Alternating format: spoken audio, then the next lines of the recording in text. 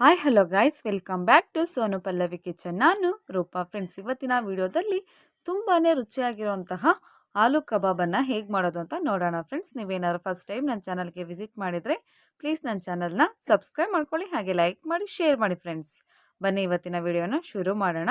ಮೊದಲಿಗೆ ನಾನಿಲ್ಲಿ ಒಂದು ಪಾತ್ರೆನ ತೊಗೊಂಡಿದ್ದೀನಿ. ಅದಕ್ಕೆ 2 ಮೀಡಿಯಮ್ ಸೈಜ್ ಆಲೂಗೆಡ್ಡೆನ ಅದ್ರ ಮೇಲಿರುವಂಥ ಸಿಪ್ಪೆನೆಲ್ಲ ತೆಗೆದುಬಿಟ್ಟು ಈ ರೀತಿ ಕಟ್ ಮಾಡಿಬಿಟ್ಟು ಹಾಗೆ ಸ್ವಲ್ಪ ಉಪ್ಪನ್ನು ಸೇರಿಸ್ಕೊಂಡು ಆಲೂಗೆಡ್ಡೆ ಒಂದು ಅರ್ಧದಷ್ಟು ಬೇಯಬೇಕು, ಅಲ್ಲಿವರೆಗೂ ಕೂಡ ಬೇಯಿಸ್ಕೋಬೇಕಾಗುತ್ತೆ. ನೋಡ್ಬೋದು, ಈಗ ಆಲೂಗೆಡ್ಡೆ ಒಂದು ಅರ್ಧದಷ್ಟು ಬೆಂದಿದೆ. ಒಂದ್ಸಲ ಚೆಕ್ ಮಾಡ್ಕೊಳ್ಳೋಣ. ನೋಡಿ, ಈ ರೀತಿಯಲ್ಲಿ ನಾವು ಬೇಯಿಸ್ಕೊಂಡ್ರೆ ಸಾಕು, ಜಾಸ್ತಿ ಆಲೂಗೆಡ್ಡೆಯನ್ನು ಬೇಯಿಸ್ಕೋಬಾರ್ದು. ಈಗ ಇದನ್ನೆಲ್ಲ ನಾನು ನೀರನ್ನು ತೆಗೆದುಬಿಟ್ಟು ಒಂದು ಬಟ್ಲಿಗೆ ಸೇರಿಸ್ಕೊಂಡಿದ್ದೀನಿ ಆಲೂಗೆಡ್ಡೆಯನ್ನು. ಅದಕ್ಕೆ ಒಂದು 2 ಸ್ಪೂನಷ್ಟು ಚಿಕನ್ ಕಬಾಬ್ ಪೌಡರನ್ನು ಸೇರಿಸ್ಕೊತಾ ಇದ್ದೀನಿ. ಹಾಗೆ ಒಂದು 2 ಸ್ಪೂನಷ್ಟು ಜೋಳದ ಹಿಟ್ಟನ್ನು ಸೇರಿಸ್ಕೊಂಡಿದ್ದೀನಿ. ಹಾಗೆ ಒಂದು ಅರ್ಧ ಸ್ಪೂನಷ್ಟು ಗರಂ ಮಸಾಲ, ಒಂದು ಅರ್ಧ ಸ್ಪೂನಷ್ಟು ಜೀರಾ ಮಸಾಲ, ಹಾಗೆ ಒಂದು ಅರ್ಧ ಸ್ಪೂನಷ್ಟು ಚಾಟ್ ಮಸಾಲ, ಒಂದು 1/4 ಟೇಬಲ್ ಸ್ಪೂನಷ್ಟು ಚಿಲ್ಲಿ ಪೌಡರ್, ಹಾಗೆ ರುಚಿಗೆ ತಕ್ಕಷ್ಟು ಉಪ್ಪು, ಒಂದು 2 ಟೇಬಲ್ ಸ್ಪೂನಷ್ಟು ಶುಂಠಿ ಬೆಳ್ಳುಳ್ಳಿ ಪೇಸ್ಟ್. ನಾವು ಆಲೂಗೆಡ್ಡೆಯನ್ನು ಬೇಯಿಸ್ಬೇಕಾದ್ರೆ ಉಪ್ಪನ್ನು ಸೇರಿಸ್ಕೊಂಡಿರ್ತೀವಿ, ನೋಡಿಕೊಂಡು ಉಪ್ಪನ್ನು ಸೇರಿಸ್ಕೋಬೇಕಾಗುತ್ತೆ. ಮೊದಲಿಗೆ ಈ ರೀತಿ ಒಂದು ಸಲ ಚೆನ್ನಾಗಿ ಮಿಕ್ಸ್ ಮಾಡ್ಕೊಳ್ಳೋಣ. ಹಾಗೆ ನಾನಿಲ್ಲಿ ಸ್ವಲ್ಪ ಫುಡ್ ಕಲರನ್ನು ಉಪಯೋಗಿಸ್ತಾ ಇದ್ದೀನಿ.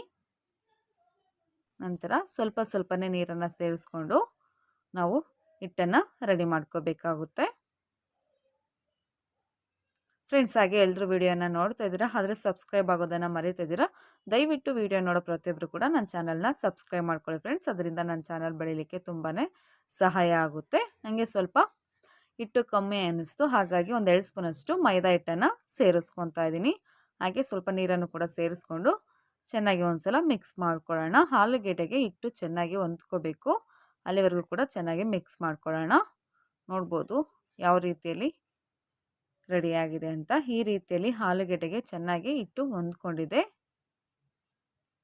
ಹಾಗೆ ನಾನು ಪಕ್ಕದಲ್ಲಿ ಎಣ್ಣೆನ ಬಿಸಿ ಮಾಡಲಿಕ್ಕೆ ಎತ್ತಿಟ್ಕೊಂಡಿದ್ದೀನಿ. ಎಣ್ಣೆ ಬಿಸಿ ಆದ ನಂತರ ಒಂದೊಂದೇ ಆಲೂಗೆಡ್ಡೆಯನ್ನು ನಾವು ಇದರಲ್ಲಿ ಸೇರಿಸ್ಕೊಳ್ಳೋಣ. ಹೈ ಫ್ಲೇಮಲ್ಲಿ ಇಟ್ಕೊಂಡು ಬೇಯಿಸ್ಕೊಂಡ್ರೆ ಹೊರಗಡೆ ಮಾತ್ರ ಬೇಗನೆ ಬೇಯುತ್ತೆ, ಒಳಗಡೆ ಬೆಂದಿರೋದಿಲ್ಲ. ಹಾಗಾಗಿ ಮೀಡಿಯಮ್ ಫ್ಲೇಮಲ್ಲಿ ಇಟ್ಕೊಂಡು ಸ್ವಲ್ಪ ಕಲರ್ ಚೇಂಜ್ ಆಗೋರು ಕೂಡ ಫ್ರೈ ಮಾಡ್ಕೋಬೇಕಾಗುತ್ತೆ. ನಾನು ಆಲ್ರೆಡಿ ಮೊಟ್ಟೆ ಕಬಾಬನ್ನು ಹೇಗೆ ಮಾಡೋದು ಅಂತ ವಿಡಿಯೋನ ಅಪ್ಲೋಡ್ ಮಾಡಿದ್ದೆ ಫ್ರೆಂಡ್ಸ್. ಎಲ್ಲರೂ ಕೂಡ ತುಂಬಾ ಇಷ್ಟಪಟ್ಟಿದ್ದೀರಾ. ಇದೇ ರೀತಿ ಯಾವಾಗಲೂ ಸಪೋರ್ಟ್ ಮಾಡಿ. ನೀವು ಇನ್ನೂ ನೋಡಿಲ್ಲ ಅಂದರೆ ಡಿಸ್ಕ್ರಿಪ್ಷನ್ ಬಾಕ್ಸಲ್ಲಿ ಒಂದ್ಸಲ ಲಿಂಕನ್ನು ಕೊಟ್ಟಿರ್ತೀನಿ, ದಯವಿಟ್ಟು ಒಂದ್ಸಲ ನೋಡಿ ಫ್ರೆಂಡ್ಸ್. ಇಷ್ಟ ಆದರೆ ನನ್ನ ಚಾನಲ್ನ ಸಬ್ಸ್ಕ್ರೈಬ್ ಮಾಡ್ಕೊಳ್ಳಿ.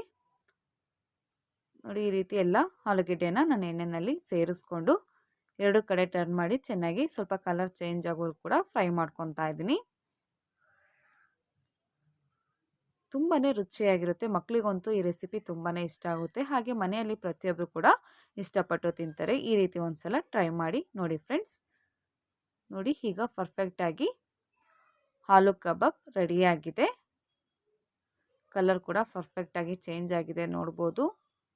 ಈಗ ರೆಡಿಯಾಗಿರುವಂತಹ ಆಲೂ ಕಬಾಬನ್ನು ನಾನಿಲ್ಲಿ ಒಂದು ಪ್ಲೇಟಿಗೆ ಹಾಕ್ತಾಯಿದ್ದೀನಿ. ನೋಡ್ಬೋದು, ನೋಡಿದ್ರಲ್ಲ ಫ್ರೆಂಡ್ಸ್, ಇಷ್ಟು ಈಸಿಯಾಗಿ ಆಲೂ ಕಬಾಬನ್ನು ಮಾಡೋದು ಅಂತ. ಇವತ್ತಿನ ವಿಡಿಯೋ ನಿಮಗೆ ಸ್ವಲ್ಪನಾದರೂ ಇಷ್ಟ ಆಗಿದ್ರೆ ಪ್ಲೀಸ್ ನನ್ನ ಚಾನಲ್ನ ಸಬ್ಸ್ಕ್ರೈಬ್ ಮಾಡ್ಕೊಳ್ಳಿ, ಹಾಗೆ ಲೈಕ್ ಮಾಡಿ, ಶೇರ್ ಮಾಡಿ ಫ್ರೆಂಡ್ಸ್.